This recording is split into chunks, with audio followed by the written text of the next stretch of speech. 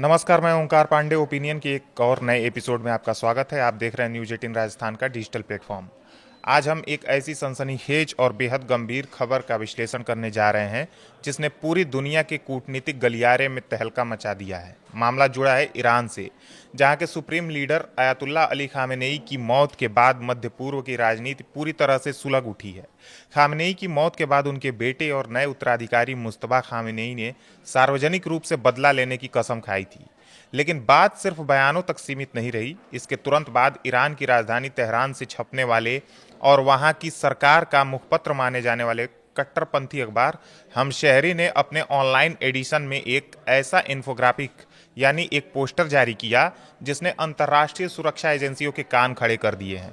इस पोस्टर में दुनिया के 13 सबसे प्रमुख नेताओं की तस्वीरें छपी हैं जिन्हें ईरान अपने सुप्रीम लीडर की मौत और इलाके में चल रहे युद्ध का सीधा जिम्मेदार मानता है। इस लिस्ट का सीधा और साफ मतलब यह निकाला जा रहा है कि ये 13 वर्ल्ड लीडर्स अब सीधे तौर पर ईरान के निशाने पर हैं, उसकी हिट लिस्ट में हैं।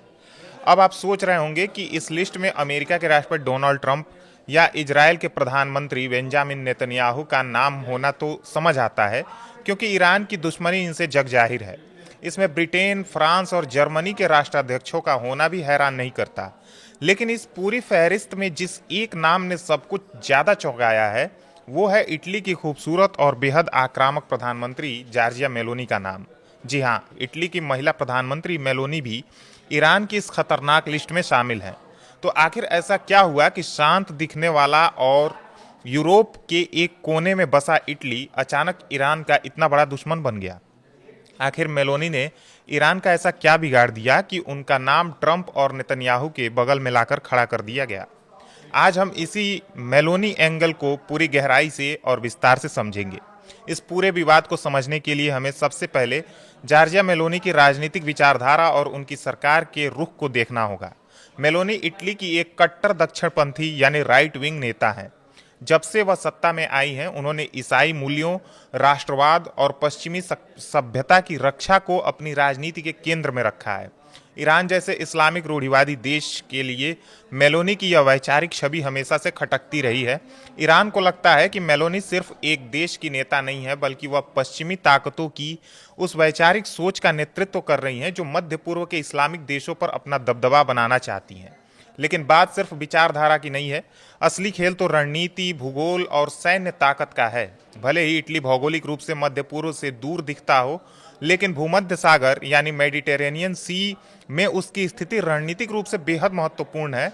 जब भी अमेरिका, नाटो या अन्य पश्चिमी देश ईरान या उसके समर्थित गुटों जैसे हूतियों या हिजबुल्लाह पर हमला करते हैं, तो इटली की भौगोलिक स्थिति और उसके नौसैनिक अड्डे सबसे बड़े मददगार साबित होते हैं। ईरान का सीधा आरोप है कि इटली ने अमेरिका और इजराइल को अपने हवाई क्षेत्र यानी एयर स्पेस का इस्तेमाल करने की अनुमति दी है। ईरान की नज़रों में यह कोई छोटी बात नहीं है। ईरान का मानना है कि अगर इटली और मेलोनी की सरकार पश्चिमी देशों के लड़ाकू विमानों और मिसाइलों को रास्ता न दें, तो ईरान पर हमला करना इतना आसान नहीं होगा। यानी ईरान इटली को एक ऐसे परोक्ष हमलावर के रूप में देख रहा है जो खुद तो सामने से जंग नहीं लड़ रहा, लेकिन दुश्मनों को हथियार और रास्ता मुहैया करा रहा है। इसके साथ ही मेलोनी का नाम इस लिस्ट में आने का एक और बड़ा कारण है दुनिया के सबसे ताकतवर देशों का समूह यानी G7। इटली G7 का एक बहुत ही सक्रिय और मजबूत सदस्य है। हाल के दिनों में जब भी ईरान पर कड़े आर्थिक प्रतिबंध लगाने की बात आई या ईरान की मिसाइल तकनीकी और परमाणु कार्यक्रमों को रोकने के लिए वैश्विक दबाव बनाने की रणनीति तैयार हुई है, मेलोनी ने उसमें बढ़ चढ़कर हिस्सा लिया है। मेलोनी ने खुले मंचों से कहा है कि ईरान को परमाणु हथियार बनाने से हर हाल में रोका जाना चाहिए, क्योंकि यह पूरे यूरोप की सुरक्षा के लिए खतरा है। ईरान को मेलोनी का यह मुखर अंदाज बिल्कुल पसंद नहीं आया। ईरान को लगता है कि मेलोनी यूरोपीय संघ और G7 में लॉबिंग करके ईरान को आर्थिक रूप से पूरी तरह तबाह करने की साजिश का हिस्सा बन चुकी हैं। एक और बेहद संवेदनशील पहलू है इजराइल के साथ मेलोनी के संबंध। यूरोप के कई देश ऐसे हैं जो गाजा या मध्य पूर्व के संकट पर इजराइल की खुलकर आलोचना करते हैं, जैसे स्पेन या आयरलैंड। लेकिन जॉर्जिया मेलोनी की सरकार ने इस पूरे संकट के दौरान बेहद संतुलित लेकिन इजराइल के पक्ष में झुका हुआ रुख अपनाया है। मेलोनी ने बार बार कहा है कि इजराइल को अपनी आत्मरक्षा करने का पूरा अधिकार है। ईरान के लिए जो इजराइल को अपना सबसे बड़ा दुश्मन मानता है और उसे दुनिया के नक्शे से मिटाना चाहता है, इजराइल का समर्थन करने वाला हर एक नेता उसका अपना दुश्मन बन जाता है। मेलोनी द्वारा इजराइल के हक में खड़े होना और ईरान समर्थित आतंकी गुटों की निंदा करना तेहरान के शासकों को नागवार गुजरा। यही वजह है कि जब ईरान के सरकारी अखबार ने यूरोप के नेताओं को निशाना बनाने की सोची तो उसने यूरोप के छोटे या शांत देश को छोड़ दिया।